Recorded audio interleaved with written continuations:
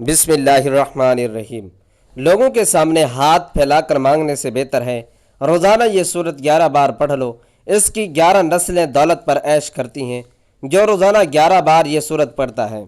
محترم ناظرین، اسلام بے شک سچا دین ہے اور اللہ تبارک و تعالیٰ نے دنیا جہاں کے تمام خزانے ہمارے پیارے نبی صلی اللہ علیہ وآلہ وسلم کی جھولی میں ڈال دیے اور فرمایا کہ جس کو جو چاہو دے دو۔ اللہ سبحانہ و تعالیٰ نے ہمارے نبی صلی اللہ علیہ وآلہ وسلم کو حوض کوثر کا مالک بنایا اور اس کا اختیار آپ صلی اللہ علیہ وآلہ وسلم کے سپرد فرما دیا۔ ہمارے پیارے آقا صلی اللہ علیہ وآلہ وسلم نے اپنی امت پر کھول کھول کر اللہ کے واضح احکامات سنا دیے۔ فرما دیا کہ دولت کس طرح اور کن لوگوں کو ملتی ہے۔ اگر امت نبی صلی اللہ علیہ وآلہ وسلم کے فرمودات پر عمل کرنے لگو تو یہ امت اس دنیا کی امیر ترین امت ہو سکتی ہے۔ لیکن ناظرین، افسوس تو یہ ہے کہ اس امت کے لوگ آج بھی در بدر مارے مارے پھرتے ہیں اور دوسروں کے سامنے اپنی چھوٹی چھوٹی ضروریات کے لیے ہاتھ پھیلاتے ہیں۔ تو آج کی اس ویڈیو میں قرآن پاک کی ایک ایسی صورت مبارکہ کا عمل بتا رہا ہوں کہ اگر کوئی بھائی بہن ہر روز یہ صورت مبارکہ کو فجر کی نماز کے بعد صرف 11 مرتبہ پڑھنے کا اپنا معمول بنا لیتا ہے تو دولت، عزت، شہرت ایسے شخص پر مہربان ہو جاتی ہے۔ اس کی 11 نسلیں بیٹھ کر بھی اس دولت، عزت اور شہرت پر عیش کریں گے تو یہ ختم نہ ہوگی۔ محترم ناظرین، وہ وقت یاد کرو جب نبی علیہ الصلوۃ والسلام نے مکہ کے چند مٹھی بھر غریب ترین اور غلاموں کو حق کی دعوت پر اپنے مقدس ہاتھوں پر بیعت کیا۔ یہ ایسے غریب اور نادر لوگ تھے کہ جن کے کھانے کو نوالا اور پہننے کے لیے کپڑا تک نہ تھا۔ قربان جائیں حضرت خدیجہ الکبریٰ رضی اللہ تعالیٰ عنہ کی سخاوت پر، جنہوں نے اپنے تمام مال و متاع اسلام کی اشاعت کے لیے نبی کریم صلی اللہ علیہ وآلہ وسلم کے مبارک قدموں پر نشاور کر دیا اور آپ صلی اللہ علیہ وآلہ وسلم نے اس سے علاقے کے نادر اور مفلس لوگوں کی مدد اور دین کی تبلیغ کے کام کا آغاز فرمایا۔ دیکھتے ہی دیکھتے جب دین کی دعوت مکہ سے نکل کر پھیلی تو آپ صلی اللہ علیہ وآلہ وسلم اس وقت تک اپنا تمام مال و متاع دین کی اشاعت کے لیے قربان کر چکے تھے۔ حالات ایسے کشیدہ تھے کہ خود نبی کریم صلی اللہ علیہ وآلہ وسلم کے گھر میں ایک وقت کے کھانے کے لیے چند نوالے بھی میسر نہ تھے، اور پھر اللہ سبحانہ و تعالیٰ نے نبی رحمت صلی اللہ علیہ وآلہ وسلم کو اپنی رحمتوں کے ایسے دریا عنایت فرمائے کہ دیکھتے ہی دیکھتے چند ہی سالوں میں امت مسلمہ اتنی مالدار ہو گئی کہ حضرت عمر فاروق، حضرت عثمان غنی، حضرت علی المرتضیٰ رضی اللہ تعالی عنہم اور آپ کے بعد آنے والے ادوار میں امت کے پاس اس قدر وسیع و عریض خزانوں کے انبار تھے کہ مسلمان دوسری اقوام کی مدد کرنے والے بن گئے، ان کی داد رسی کرنے والے بن گئے۔ دوسری اقوام کو روپے، پیسے، اناج اور غلے کے علاوہ جس بھی چیز کی ضرورت ہوتی تھی اس وقت کے مسلمان حاکم ان کی ضرورتوں کو پورا کرنے میں پیش ہوتے۔ اسلامی سلطنت پر اللہ سبحانہ و تعالیٰ کی ایسی بے بہا عنایتیں اور نعمتیں برسیں کہ آج 14 صدیاں گزرنے کے بعد بھی عرب کی ریاستیں پوری دنیا میں مال و دولت میں سب سے آگے ہیں۔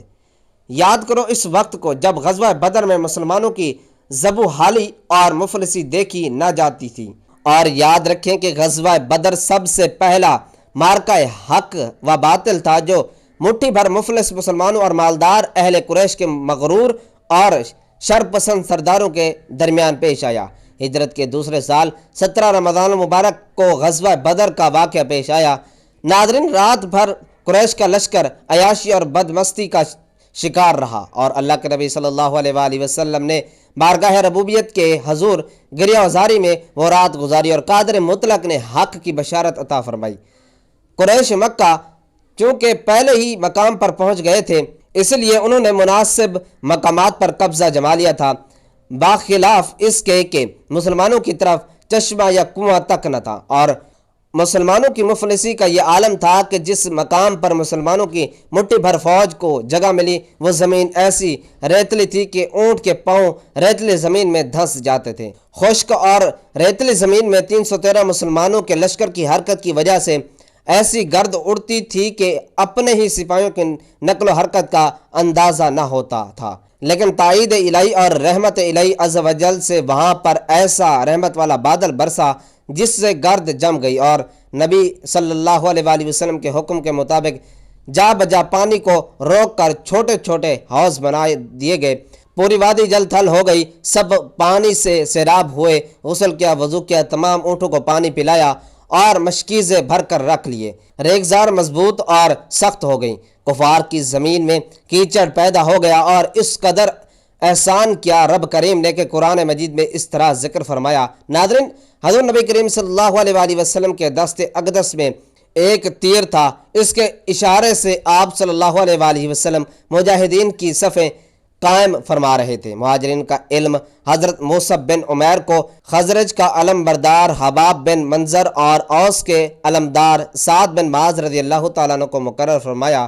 چنانچہ لشکر اسلام کی صف آرائی ہوئی اور مشرکین مکہ بھی مقابل میں صف باندھے کھڑے تھے۔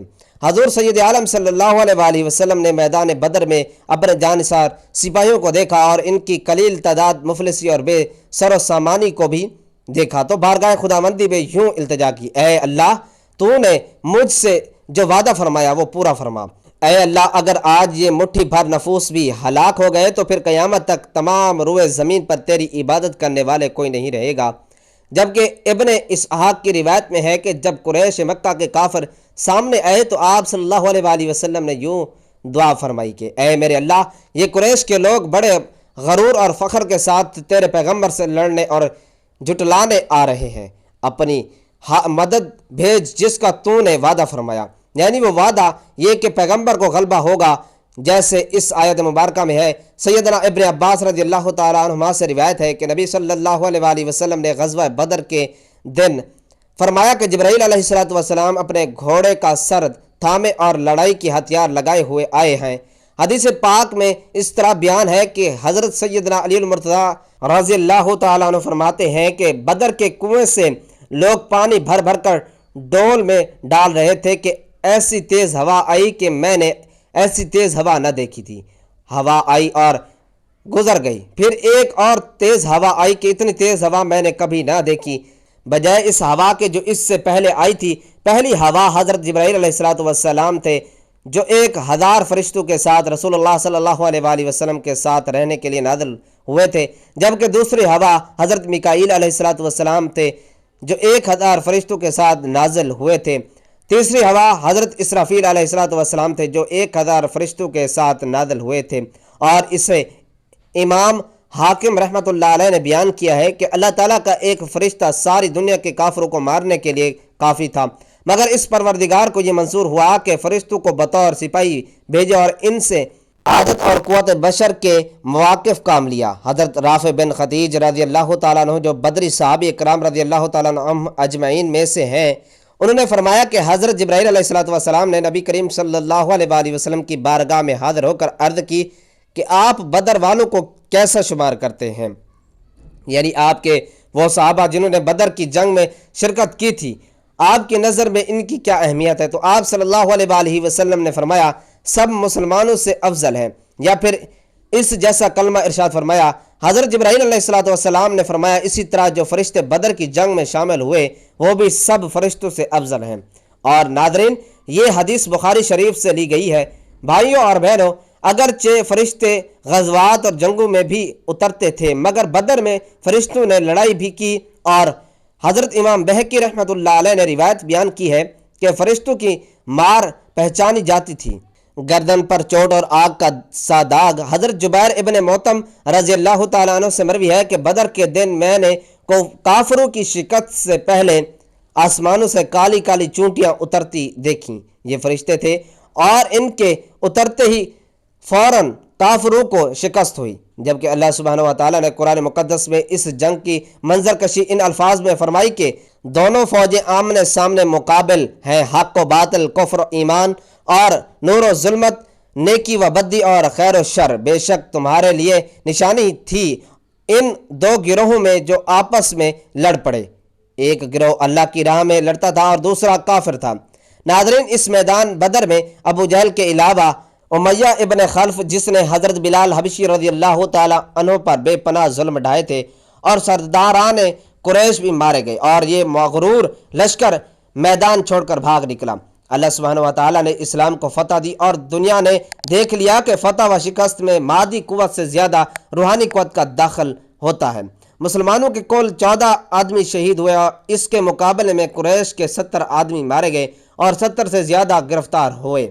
قریش کے مقتولین میں ان کے تقریباً تمام امراء و سردار شامل تھے اور گرفتار ہونے والے بھی ان کے معززین میں سے تھے، مثلا حضرت عباس بن عبد المطلب، حضور صلی اللہ علیہ وآلہ وسلم کے چچا عقیل بن ابی طالب، نوفل بن عبد مناف، سہیل بن عمرو اور عبداللہ بن زمعہ وغیرہ۔ غزوہ بدر کے اثرات پر مرتب ہوئے کہ جنگ بدر حق و باطل کے درمیان فیصلہ کن معرکہ تھا، اور اس کی اہمیت اور اس کے اثرات کا اندازہ اس بات سے لگایا جا سکتا ہے کہ جنگ میں قریش کے غرور کا سر نیچا ہوا۔ میدان بدر میں آنے والے قریشی لشکر کی حالت یہ تھی کہ وہ اکڑ اکڑ کر چلتا ہوا اور لوگوں کو نمائش کرتا ہوا بڑھ رہا تھا۔ ان کا ارادہ تھا کہ بدر میں لگنے والے میلے میں لوگ ہماری قوت دیکھیں گے تو پورے عرب پر ہمارا رعب طاری ہو جائے گا، لیکن جنگ نے غرور کا سر نیچا کر دیا۔ غزوہ بدر کے نتیجے کے طور پر بہت سے ایسے لوگوں نے بھی اسلام قبول کر لیا جو فی الحقیقت اسلام کے قائل نہ ہوئے تھے بلکہ دل سے اس کے دشمن تھے، اور اس کے نتیجے کے طور پر منافقین کا گروہ بھی پیدا ہو گیا جو بعد میں اس کے اندر گھس کر خلاف اسلام سرگرمیوں میں بھی مصروف رہا، اور ان میں عبداللہ بن ابی جیسے رئیس المنافقین بھی کہلاتے ہیں۔ اس نے بھی جنگ بدر کے بعد مسلمان ہونے کا اعلان کیا تھا۔ قریش مکہ کے بڑے بڑے سردار اس جنگ میں مارے گئے، صرف ابو سفیان بچا تھا جو اس جنگ میں شریک نہیں ہوا تھا، اس لیے قریش کی قیادت ابو سفیان کے ہاتھوں میں آ گئی۔ بنو امیہ کے اقتدار کی جد و جہد کے پس منظر میں ابو سفیان کو بڑا دخل حاصل تھا۔ واپس پہنچ کر ابو سفیان اور اس کی بیوی ہندہ نے انتقامی جذبات کو بھڑکایا اور مدینہ پر دوسرے حملے کے منصوبے بنانا شروع کر دیے، اور اس کے بعد اسلام کے خلاف تمام جنگوں میں کفار مکہ کی قیادت اس نے کی۔ غزوہ بدر کے بعد غزوات کا سلسلہ، اسی غزوے کے نتیجے میں اس لشکر نے اپنے مقتولین کا بدلہ لینے کے لیے مدینہ پر حملہ کیا۔ بہرحال جنگ بدر کا خاتمہ اسلام اور مسلمانوں کی فتح اور کامرانی کے ساتھ ہوا۔ اسلامی تاریخ کے مقبول ترین جنگ مسلمانوں کو یہ پیغام دیتی ہے کہ فتح و شکست کا دار و مدار انسانی وسائل پر نہیں ہے بلکہ اللہ تعالیٰ پر یقین محکم سے ہوتا ہے، اور جنگ کے بعد جس طرح سے اللہ سبحانہ و تعالیٰ نے مسلمانوں پر اپنی رحمتوں اور برکتوں کا نزول فرمایا وہ بھی اپنی مثال آپ ہے۔ اللہ سبحانہ و تعالیٰ نے قرآن حکیم کی صورت میں مسلمانوں کو اس جہاں کا سب سے قیمتی متاع عطا فرمایا ہے جس میں تمام روئے زمین پر بسنے والے انسانوں کی قیامت تک کے لیے تمام مسائل کا حل دستیاب فرما دیا گیا ہے۔ بھائیوں اور بہنوں، ضرورت اس امر کی ہے کہ قرآن کو اپنی روزمرہ کی زندگی میں شامل کر لیا جائے، اور میں اس ویڈیو میں ایک ایسی ہی بابرکت آیت مبارکہ بتا رہا ہوں جو شخص ہر روز اس سورت کو فجر یا عشاء کی نماز کے بعد 11 مرتبہ پڑھنے کا اپنے آپ کو عادی بنا لیتا ہے تو اللہ تعالیٰ ایسے شخص کی رزق کی تنگی کو دور فرما دیتا ہے۔ جو شخص روزانہ بلا ناغہ یہ عمل کرتا ہے تو نہ صرف اس پر بلکہ اس کی نسلوں پر بھی اللہ سبحانہ و تعالیٰ رزق کی تنگی کے دروازے بند فرما دیتا ہے، اور اللہ تعالیٰ اسے وسیع اور کشادہ رزق عطا فرماتا ہے، اتنا وسیع کہ اگر وہ دوسروں کو بھی بانٹے تو بھی اس کے پاس رزق ختم نہیں ہوتا۔ فجر یا عشاء کی نماز کے بعد سب سے پہلے 11 مرتبہ درود پاک پڑھ لیں۔ ویسے تو آپ کوئی سا بھی درود پاک پڑھ سکتے ہیں، لیکن اگر درود ابراہیمی پڑھتے ہیں تو یہ سب سے زیادہ فضیلت والا درود ہے۔ آپ چاہیں تو مختصر اور آسان سا درود صلی اللہ علیہ وآلہ وسلم بھی پڑھ سکتے ہیں، صلی اللہ علیہ محمد بھی پڑھ سکتے ہیں، ورنہ نماز والا درود ابراہیمی یعنی درود ابراہیمی سب سے بہتر ہے۔ آئیں خیر و برکت اور ثواب کی نیت سے ایک مرتبہ مل کر بھی درود پاک پڑھ لیں۔ اللہم صلی علی محمد وعلی آل محمد کما صلیت علی ابراہیم وعلی آل ابراہیم انکا حمید مجید۔ اللہم بارک علی محمد وعلی آل محمد کما بارکت علی ابراہیم وعلی آل ابراہیم انکا حمید مجید۔ درود پاک پڑھنے کے بعد ناظرین آپ نے یہ آیتیں پڑھنی ہے۔ اللہ یبسط الرزق لمن یشاء ویقدرہ انہ بکل شیء علیم۔ اللہ اپنے بندوں میں سے جس کے لیے چاہتا ہے رزق کشادہ کر دیتا ہے اور جس کے لیے چاہتا ہے تنگ کر دیتا ہے۔ اس آیت کو 11 مرتبہ پڑھنے کے بعد آپ نے اللہ تعالیٰ کے ناموں کا ورد کرنا ہے۔ یا غنی یا رزاق، اللہ غنی ہے، بے نیاز ہے، الرزاق وہ خود رزق دینے والا ہے۔ ان دونوں ناموں کو ملا کر پڑھیں گے تو ایک شمار ہوگا، تو آپ نے ان دونوں ناموں کی مکمل ایک تسبیح 100 بار پڑھ لینی ہے۔ اس کے بعد آپ نے 11 مرتبہ सूरत कौसर पढ़नी है। इसके बाद आपने ये दुआ एक मरतबा पढ़ लेनी है, अल्लाहुम्मा अकफनी बि हलालिका अन हरामिका वागनी बि फजलिका अमन सिवाका। ए अल्लाह, मुझे अपने हलाल से किफ़ायत फरमा, अपने हराम से बचाकर और अपने फजल से मुझे सब का मोहताज होने से बेनियाज फरमा। फिर आखिर में इतना ही दुरूद पाक पढ़ लेना है जितना अमल शुरू करने से पहले पढ़ा था। और इसके बाद अपनी औलाद, अपनी आने वाली नस्लों के लिए रिज़्क़ में वुसअत और कुशादगी के लिए दुआ करें तो अल्लाह सुब्हानहू व तआला इंशाअल्लाह गैब के ख़ज़ानों के मुँह खोल देगा। अल्लाह रब्बुल इज़्ज़त इतना अता फरमाएगा कि कभी रुपए और पैसे की ज़रूरत की कमी ना होगी। ऐ मेरे अल्लाह, तू बड़ा मेहरबान और निहायत रहम करने वाला है, मुझे अपने फजल करम से कभी महरूम ना फरमा।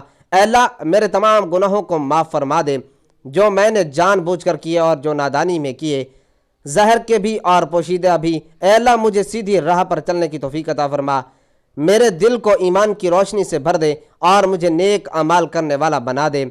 ऐ रब करीम, मुझे हलाल, पाकीज़ा और कुशादा रिज़्क़ अता फरमा और मेरे रिज़्क़ में बरकत डाल दे। ऐ अल्लाह, मुझे और मेरे वालिदैन को सेहत कामिला अता फरमा, हर बीमारी, तकलीफ़ और परेशानी से महफूज रख। ऐ अल्लाह, मेरे घर में सुकून, मोहब्बत और रहमत नाजिल फरमा और हर किस्म के झगड़ों और आजमाइशों से बचा। ऐ अल्लाह, मेरी तमाम जायज़ हाजात पूरी फरमा, मेरी मुश्किलात को आसानी में बदल दे और मुझे हर मैदान में कामयाबी अता फरमा। ऐ रब्बुल आलमीन, मुझे दुनिया में भी भलाई अता फरमा और आखिरत में भी भलाई अता फरमा और मुझे जहन्नम के अजाब से बचा। ऐ अल्लाह, मुझे, मेरे घर वालों को और तमाम मुसलमानों को अपनी हिफाजत में रख, हमारी ख़ताओं को दरगुजर फरमा और हमें नेक लोगों में शामिल फरमा। अल्लाह ताला से दुआ है कि हम सबको नेकी की बात को सुनने, समझने और इस पर अमल करने की ताकत और तौफीक रहमत फरमाए।